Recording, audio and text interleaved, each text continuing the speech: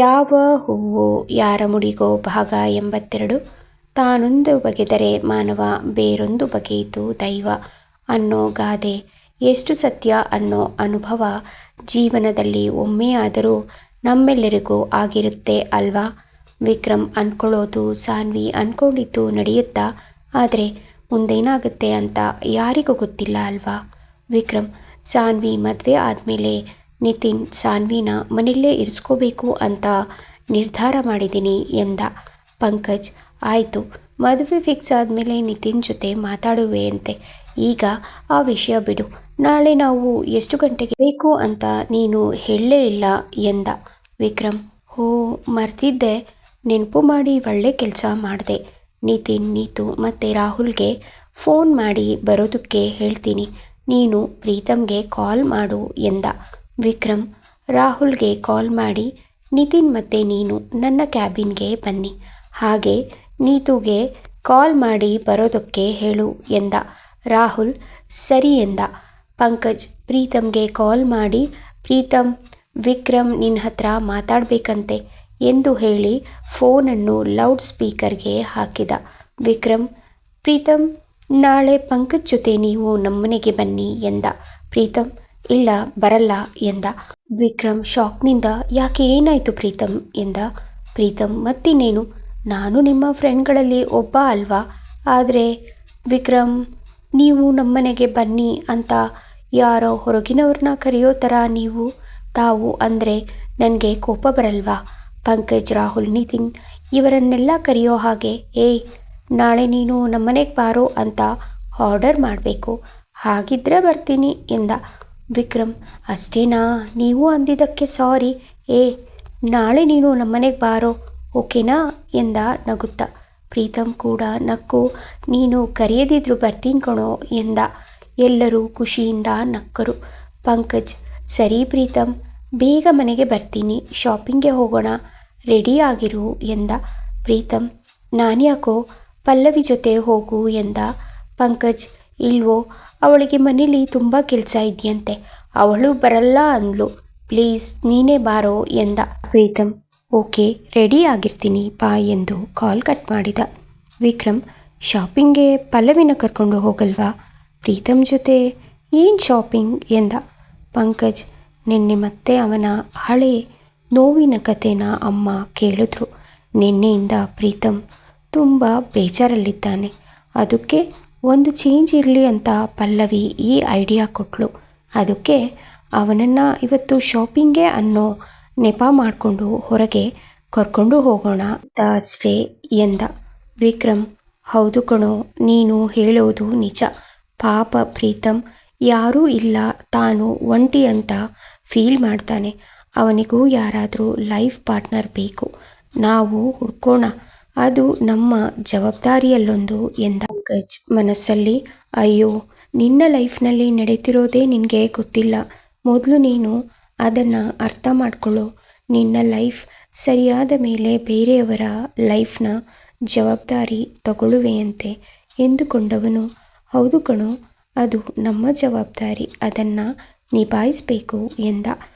ಅಷ್ಟರಲ್ಲಿ ಅಲ್ಲಿಗೆ ರಾಹುಲ್ ಮತ್ತು ನಿತಿನ್ ಬಂದರು. ನಿತಿನ್ ಏನು ಸರ್ ಬರೋದಕ್ಕೆ ಹೇಳಿದ್ರಂತೆ ಎಂದ. ವಿಕ್ರಮ್ ಇನ್ನೊಂದು ಸಲ ಸರ್ ಅಂದರೆ ಸಾಯಿಸ್ಬಿಡ್ತೀನಿ ಎಂದು ಹೇಳಿ ಎದ್ದು ಅವನ ಕುತ್ತಿಗೆಗೆ ಕೈ ಹಾಕಿದ.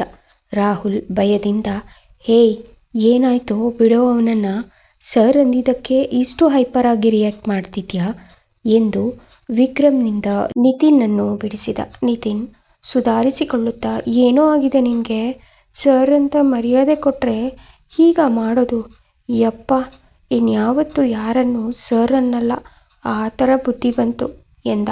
ಪಂಕಜ್ಗೆ ವಿಕ್ರಮ್ ಯಾವ ಕಾರಣಕ್ಕೆ ಹಾಗೆ ರಿಯಾಕ್ಟ್ ಮಾಡ್ದ ಅಂತ ಗೊತ್ತಾಗಿತ್ತು. ರಾಹುಲ್ ಪಂಕಜ್ ಕಡೆ ನೋಡಿದ. ಪಂಕಜ್ ಕಣ್ಣು ಮಿಟುಕಿಸಿ ಸುಮ್ಮನಿರುವಂತೆ ಸನ್ನೆ ಮಾಡಿದ. ವಿಕ್ರಮ್ ತಾನು ಯಾಕೆ ಹಾಗೆ ರಿಯಾಕ್ಟ್ ಮಾಡಿದೆ ಅಂತ ಅರ್ಥವಾಗಿ, ಅಂದರೆ ಸಾನ್ವಿ ನನ್ನನ್ನು ಸರ್ ಅನ್ನೋದು ನನ್ನ ಮನಸ್ಸಿಗೆ ಇಷ್ಟು ಹರ್ಟ್ ಮಾಡಿದ್ಯಾ, ಬೇರೆಯವರ ಬಾಯಲ್ಲೂ ಆ ಪದ ಕೇಳಿದ್ರೆ ನಾನು ಇಷ್ಟು ಓವರಾಗಿ ರಿಯಾಕ್ಟ್ ಮಾಡ್ತಿದ್ದೀನ, ಅಂದರೆ ನನ್ನ ಮೇಲೆ ನನಗೆ ಕಂಟ್ರೋಲ್ ತಪ್ಪಿದೆಯಾ. ಮೊದಲು ನನ್ನ ಮನಸ್ಸನ್ನು ಕೋಪನ ಕಂಟ್ರೋಲ್ ಮಾಡ್ಕೊಳ್ಳೋದನ್ನು ಕಲಿಬೇಕು ಎಂದು ತನಗೆ ತಾನೇ ಸಮಾಧಾನ ಮಾಡಿಕೊಂಡು ನಿತಿನ್ನ ಶರ್ಟ್ ಕಾಲರ್ ಸರಿ ಮಾಡುತ್ತಾ, ಸಾರಿ ನಿತಿನ್, ಯಾಕೋ ನನ್ನ ಮನಸ್ಸು ಸರಿಯಿಲ್ಲ, ಅದಕ್ಕೆ ಹೀಗೆ ರಿಯಾಕ್ಟ್ ಮಾಡಿದೆ, ದಯವಿಟ್ಟು ಕ್ಷಮಿಸು ಎಂದ. ನಿತಿನ್, ಅಯ್ಯೋ, ಇಷ್ಟಕ್ಕೆಲ್ಲ ಕ್ಷಮೆ ಕೇಳೋ ಅವಶ್ಯಕತೆ ಇಲ್ಲ, ಆದರೆ ನಿಂಗೇನಾಯಿತು, ಯಾಕೋ ಹೀಗೆ ಆಡ್ತಿದ್ಯಾ ಎಂದ. ವಿಕ್ರಮ್, ಏನೂ ಇಲ್ಲ, ಸರ್ ಅನ್ನೋ ಪದ ಕೇಳಿ ಇರಿಟೇಟ್ ಆಯಿತು, ಜೊತೆಗೆ ಏನೋ ಟೆನ್ಷನ್, ಫ್ರಸ್ಟ್ರೇಷನ್, ಅದಕ್ಕೆ ಹಾಗೆ ಆಡಿದೆ ಅಷ್ಟೇ, ನೀನು ಬೇಜಾರು ಮಾಡ್ಕೋಬೇಡ, ಸಾರಿ ಎಂದ. ನಿತಿನ್, ನನಗೆ ಏನೂ ಬೇಜಾರಾಗಿಲ್ಲ, ಸ್ವಲ್ಪ ಭಯ ಆಯಿತು ಅಷ್ಟೇ, ಮತ್ತೆ ಮತ್ತೆ ಸಾರಿ ಕೇಳಬೇಡ ಮಾರಾಯ, ಏನು ಟೆನ್ಷನ್ ಹೇಳು, ಏನಾದರೂ ಪ್ರಾಬ್ಲಮ್ಮಾ, ನಮ್ಮಿಂದ ಏನಾದರೂ ಎಲ್ಪ್ ಬೇಕಾ ನಿನಗೆ ಎಂದ. ಪಂಕಜ್, ಬಿಡ್ರೋ ಸಾಕು, ಮಾತಾಡಿದ್ದೆ ಮಾತಾಡಬೇಡಿ, ನಾಳೆ ಬಗ್ಗೆ ಮಾತಾಡಿ ಎಂದ.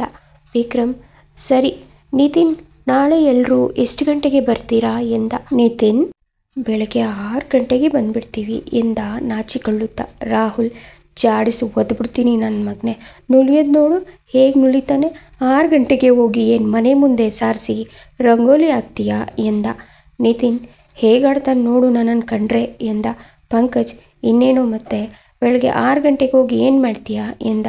ನಿತಿನ್, ವಿಕ್ರಮ್ ನಾಳೆ ಎಷ್ಟು ಗಂಟೆಗೆ ಬರ್ತೀರಾ ಅಂತ ಕೇಳಿದ್ದಕ್ಕೆ ಆನ್ಸರ್ ಮಾಡಿದೆ, ಅದಕ್ಕೆ ಹೀಗೆ ಆಡೋದು, ಎಲ್ಲರೂ ನನ್ನ ಮೇಲೆ ಕೋಪ ಮಾಡ್ಕೊತಾರೆ ಎಂದ. ರಾಹುಲ್, ವಿಕ್ರಮ್ ಕುತ್ತಿಗೆಗೆ ಕೈ ಹಾಕ್ದ ಅಷ್ಟೇ, ನಾನು ನಿನ್ನನ್ನು ನಿಜವಾಗ್ಲೂ ಸಾಯಿಸ್ಬಿಡ್ತೀನಿ ಎಂದ.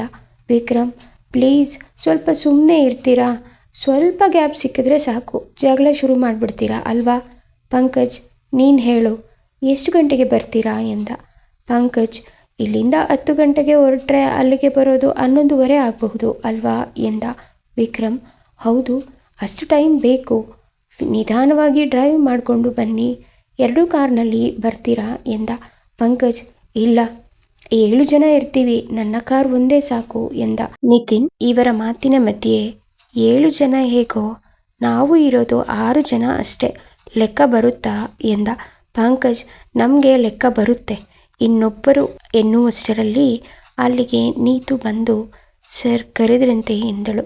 ವಿಕ್ರಮ್, ಬನ್ನಿ ಸಿಸ್ಟರ್, ಆದರೆ ನೀವು ನನ್ನನ್ನು ಸರ್ ಅನ್ಬೇಡಿ ಪ್ಲೀಸ್, ಅಣ್ಣ ಅಂತ ಅಂದರೆ ಓಕೆ ಎಂದ.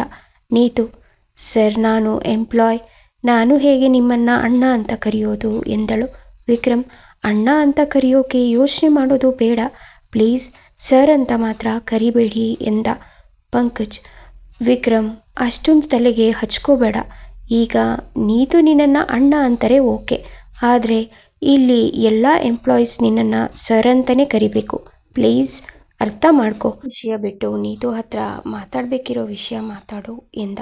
ವಿಕ್ರಮ್, ನೀತು, ನಾಳೆ ಇವರೆಲ್ಲ ನಮ್ಮನೆಗೆ ಬರ್ತಿದ್ದಾರೆ, ಇವರ ಜೊತೆ ನೀನು ನಮ್ಮನೆಗೆ ಬರಬೇಕು ಎಂದ. ನೀತು ಭಯದಿಂದ ನಿತಿನ್ ಮುಖ ನೋಡಿದಳು. ನಿತಿನ್ ಕೋಪದಿಂದ ಅವಳ ಕಡೆ ನೋಡುತ್ತಿದ್ದ. ನೀತು, ಇಲ್ಲ ಸರ್, ನಾನು ಬರೋಕ್ಕೆ ಆಗಲ್ಲ ಎಂದಳು. ರಾಹುಲ್, ಸಿಸ್ಟರ್, ನೀವು ಇಲ್ಲಿ ಯಾರಿಗೂ ಭಯ ಪಡೋ ಅವಶ್ಯಕತೆ ಇಲ್ಲ, ನಾಳೆ ನೀವು ನಮ್ಮ ಜೊತೆ ಬರ್ತಿದ್ದೀರಾ ಅಷ್ಟೇ ಎಂದ. ವಿಕ್ರಮ್, ನಿತಿನ್ ಪ್ಲೀಸ್ ಚೈಲ್ಡ್ ಥರ ಆಡಬೇಡ ಎಂದ. ಮುಂದೇನು, ಹಾಗಿದ್ರೆ ನೀತು ಕೂಡ ವಿಕ್ರಮ್ ಮನೆಗೆ ಹೋಗ್ತಾಳಾ? ತಾನು ಪ್ರೀತಿಸಿದ ನಿತಿನ್ಗೆ ಹುಡುಗಿ ನೋಡೋ ಶಾಸ್ತ್ರಕ್ಕೆ ತಾನೂ ಕೂಡ ಬಂದಿದ್ದೀನಿ ಅಂತ ಗೊತ್ತಾದರೆ ನೀತು ಮನಸ್ಥಿತಿ ಹೇಗಿರುತ್ತೆ ತಿಳ್ಕೋಬೇಕಾ? ಕತೆಗಾಗಿ ಕಮೆಂಟ್ ಮಾಡಿ, ಕತೆಯ ಬಗ್ಗೆ ನಿಮ್ಮ ಅಭಿಪ್ರಾಯ ತಿಳಿಸಿ. ನಿಮಗೆ ಈ ಕತೆ ಇಷ್ಟವಾದಲ್ಲಿ ದಯವಿಟ್ಟು ಸಬ್ಸ್ಕ್ರೈಬ್ ಮಾಡ್ಕೊಳ್ಳಿ, ಲೈಕ್, ಶೇರ್ ಮತ್ತು ಕಮೆಂಟ್ ಮಾಡಿ. ಧನ್ಯವಾದಗಳು.